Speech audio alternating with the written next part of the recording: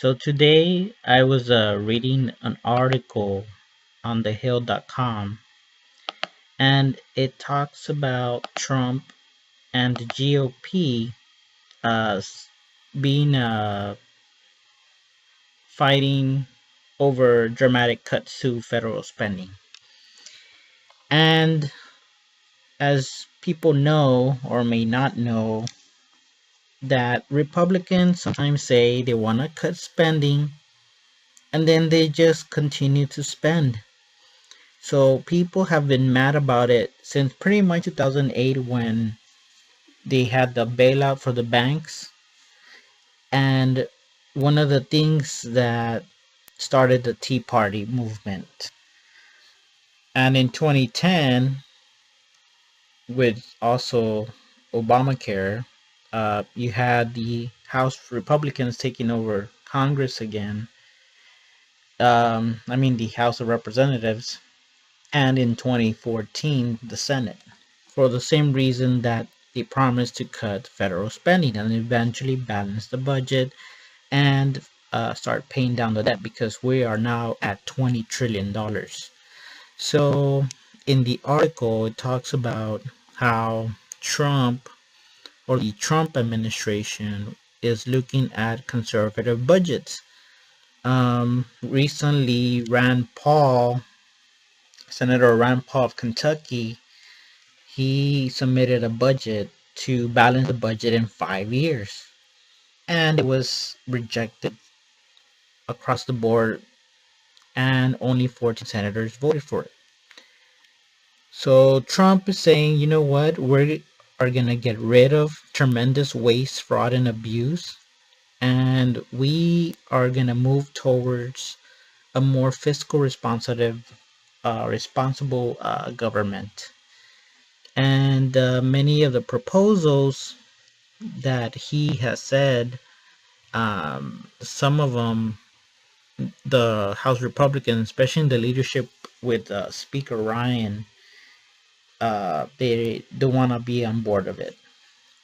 I'm gonna read some of the things that the article talks about.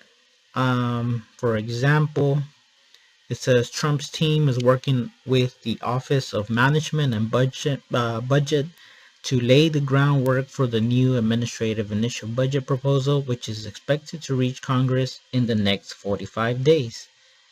And so they're looking at the Heritage Foundation in its blueprint for balance of federal budget for 2017.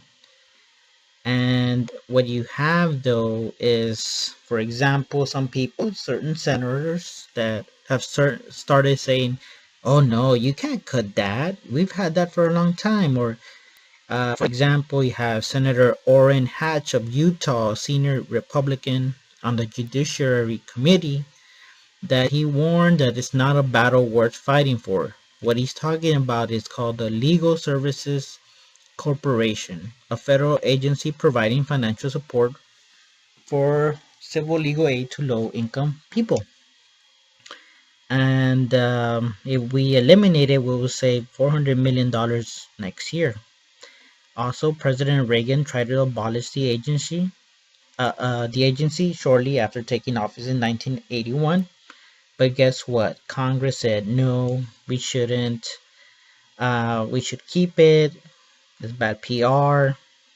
You also have Senator Lisa Murkowski from Alaska, that she says she would pull all stops to fight for also another program called the Essential Air Service Program, which subsidizes rural airports in sparsely populated communities. So everybody's trying to look out for themselves. Everybody's trying to say, hey, you can't do that. You affect me. No, you can't do that. You affect over here.